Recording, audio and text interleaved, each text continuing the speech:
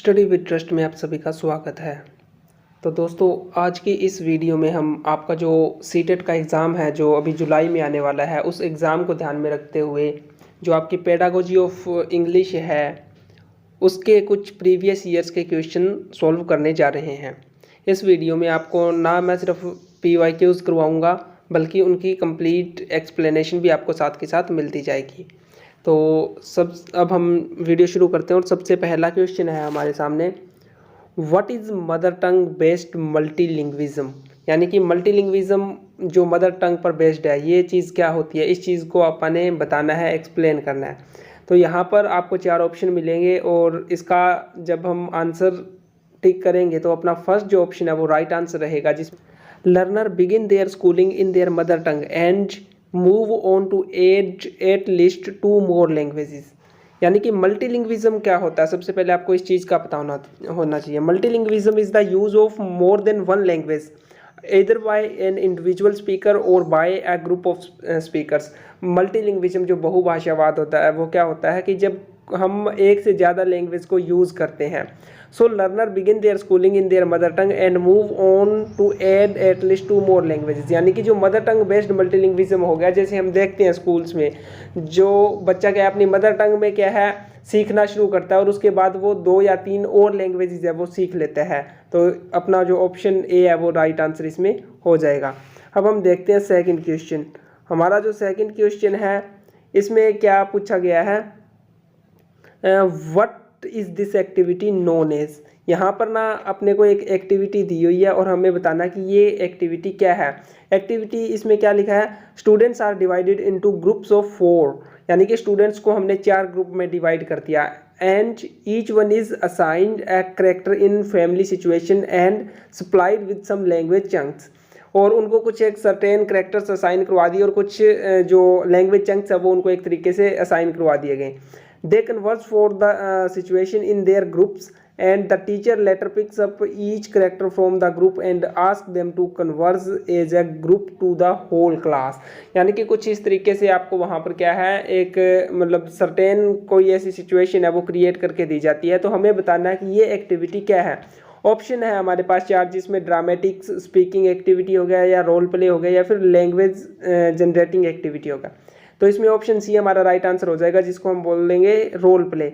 यानी कि ये जो ऊपर एक्टिविटी है ये क्या है, रोल प्ले है। The above activity is known as role play. It can be effectively used in the classroom to motivate and engage students. यानी कि ये एक तरीके का मतलब ये मान लो कि मेथड ऑफ इंस्ट्रक्शन है रोल प्ले। इसमें ये बहुत ज़्यादा इफेक्टिव हो सकती है क्लासरूम में, जब हम एक लैंग्वेज क्लासरूम की खास करके हम बात करते हैं तो। It provide in real world situation, और ये रियल वर्ल्ड सिचुएशन हमारे सामने मतलब एक तरीके से होती है और जिसको क्या स्टूडेंट्स सॉल्व करने की कोशिश करते हैं। तो इसमें हमारा जो ऑप्शन सी है वो राइट आंसर रहेगा। आगे हम चलते हैं क्वेश्चन नंबर 4। देखो इसमें हमें बोला गया input rich environment refer to. यानी कि जो इनपुट रिच इन्वायरमेंट है वो किस चीज़ को रेफर करता है। 4 ऑप्शन दिए गए, ऑप्शन ए हमारा राइट आंसर हो जाएगा। Input rich environment refer to making the language seen noticed and used by the learners. यानी कि ऑप्शन ए हमारा वो इसमें राइट आंसर रहेगा। अब हम देख लेते हैं हमारा नेक्स्ट क्वेश्चन नंबर 5। ये देखो इसमें हमसे क्या पूछा गया, which of the following are essential for learner in a classroom to start using language for different purpose. यानी कि जब इस क्वेश्चन में वो पूछता है कि यहाँ पर अपने को कुछ उसने ऑप्शन दिया है कि इनमें से हमें बताना है कि कौन सी चीज़ है वो एक लर्नर के लिए इसेंशियल है, किस चीज़ के लिए। In a classroom start using language for different purpose. यानी कि वो क्लासरूम में जब लैंग्वेज को अलग अलग पर्पज़ के लिए यूज़ करना शुरू कर देता है। तो हमारे पास ऑप्शन है language input and interaction, grammar teaching, vocabulary and narrative and poetry. तो इसमें हमारा ऑप्शन ए है, जो ऑप्शन नंबर फर्स्ट है वो हमारा राइट आंसर हो जाएगा, लैंग्वेज इनपुट एंड इंटरेक्शन। ये क्या है, language input and interaction is essential for learner in a classroom to start using language for different purpose. यानी कि जो लैंग्वेज इनपुट और इंटरेक्शन होता है जो स्टूडेंट्स का आपस में, वो इसेंशियल हो जाता है लर्नर के लिए, क्योंकि उसके थ्रू ही क्या है वो लैंग्वेज को अपने डिफरेंट पर्पज़ के लिए यूज़ करना शुरू करते हैं। जब कोई लैंग्वेज इनपुट मिलेगा और स्टूडेंट्स सब वो आपस में इंटरेक्ट करेंगे तभी वो क्या है लैंग्वेज को क्या है अलग अलग पर्पज़ के लिए वो क्लासरूम में यूज़ कर पाते हैं। आगे चलते हैं क्वेश्चन नंबर 6। देखो semantic due in reading is, जो सिमेंटिक ड्यू एक टर्म है वो रीडिंग में किस चीज़ को रेफर करती है, हमें ये बताना है। ऑप्शन नंबर हमारा सी है वो राइट रहेगा इसमें। क्या हो जाएगा, semantic due in reading is the prompt that support the meaning making process. Semantic क्या होता है, आपको ये चीज़ पता होनी चाहिए। तो सिमेंटिक क्या होता है, semantic means the meaning and interpretation of the word and science, यानी कि जो वर्ड्स होते हैं, जो डिफरेंट साइंस होते हैं, उनका जो एक मीनिंग होता है, उनकी जो इंटरप्रिटेशन होता है, उसको सिमेंटिक बोल रहा है। ठीक है, तो जो सिमेंटिक ड्यू ये टर्म है, ये क्या होगी, ये जो मीनिंग मेकिंग प्रोसेस है उसको क्या एक तरीके से सपोर्ट करती है। तो ये हमारा ऑप्शन नंबर सी ये हमारा राइट इसमें रहेगा।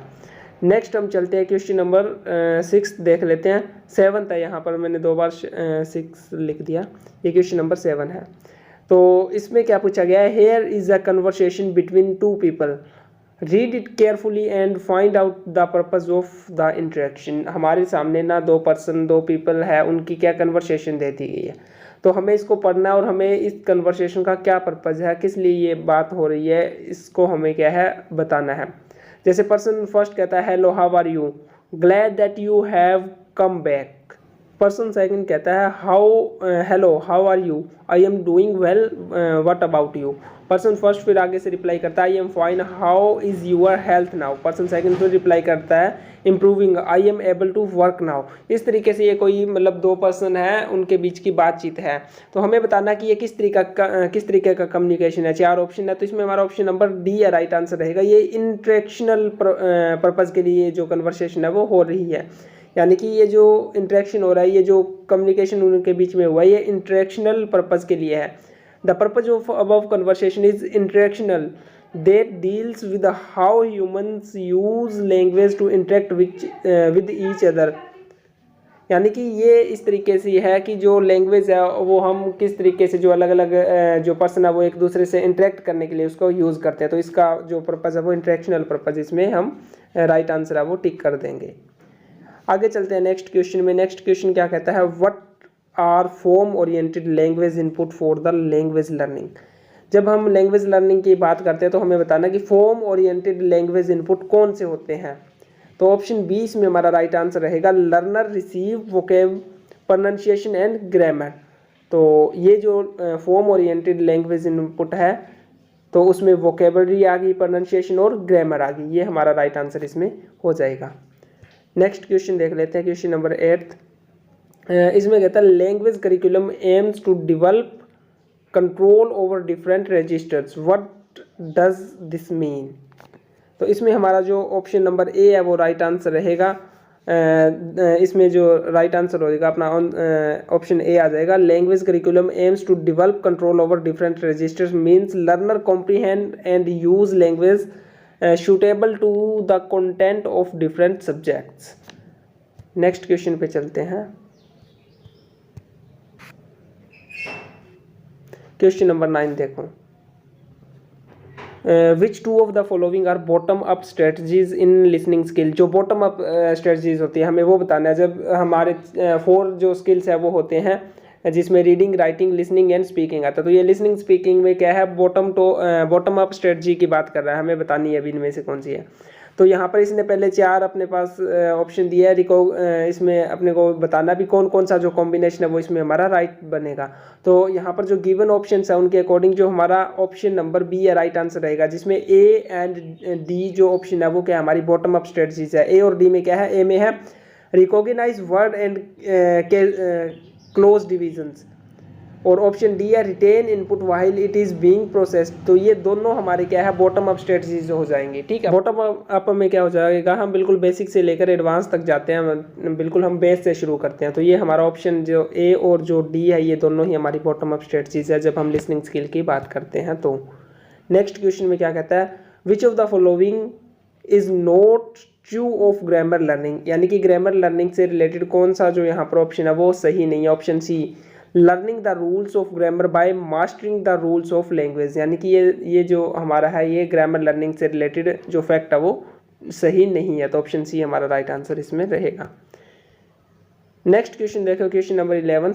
What is India's language in school education policy known as, जो इंडिया की language in school education policy है इसको हम किस नाम से जानते हैं, या वो किस वही हमें इसमें बताना। ऑप्शन डी हो जाएगा 3 लैंग्वेज फॉर्मूला। और ये आपने बहुत बार पढ़ा होगा, आपने बीएड में भी डेफिनेटली पढ़ा होगा कि 3 लैंग्वेज फॉर्मूला है वो क्या है। तो जो 3 लैंग्वेज फॉर्मूला है ये हमारा इसमें राइट आंसर रहेगा। नेक्स्ट देखो, स्कैफोल्डिंग हाइपोथेसिस बिलीव, ये वर्ड आपने डेफिनेटली बीएड के टाइम डेफिनेटली सुना होगा। इसमें हमारा जो स्कैफोल्डिंग है हाइपोथेसिस है तो ये बताना है। तो इसमें हमारा option number A right answer रहेगा, जिसके अकॉर्डिंग क्या है, that social interaction provide the substantive means by which learning occurs. ठीक है, तो ये हमारा इसमें राइट आंसर हो जाएगा। आपको अगर स्कैफोल्डिंग का प्रोसेस नहीं पता तो ये मैं बता देना चाहता हूँ। It is a process in which teacher model और demonstrate how to solve a problem and then steps back offering support is needed. यानी कि ये एक तरीके से इसमें जो टीचर है वो क्या करता है, बच्चे को जहाँ पर उसको क्या है, एक तरीके से कोई भी प्रॉब्लम है या कोई ऐसी सिचुएशन है तो उसमें उसको क्या है, जहाँ पर सपोर्ट की ज़रूरत होती है तो वो सपोर्ट प्रोवाइड करवाया जाता है। तो इस तरीके से ये वर्क करता है। नेक्स्ट देखो, Question number 13. A teacher collects all the common errors made by the learner in their speech and writing. Later she discusses in her class all the error without mentioning who committed the error. What does she do? अब यहाँ पर एक situation दे दी कि एक teacher है, उसने सारे common errors है उनको कॉमन एरर जो लर्नर्स थे उनकी स्पीच में और राइटिंग में थे उनको क्या है एक तरीके से कलेक्ट किया, और फिर उसने जो टीचर है सारे के सारे वो एरर्स है उसने क्लास में डिस्कस किया, लेकिन उन्होंने ये नहीं बताया कि किसने कौन सा एरर है वो किया था। तो हमें अब बताना कि ये क्या मतलब ये जो गिवन ऑप्शन है इनमें से इसके अकॉर्डिंग ये कौन सी राइट सिचुएशन बनेगा। तो इसमें हमारा जो डी है वो हमारा राइट आंसर रहेगा, जो फीडबैक है।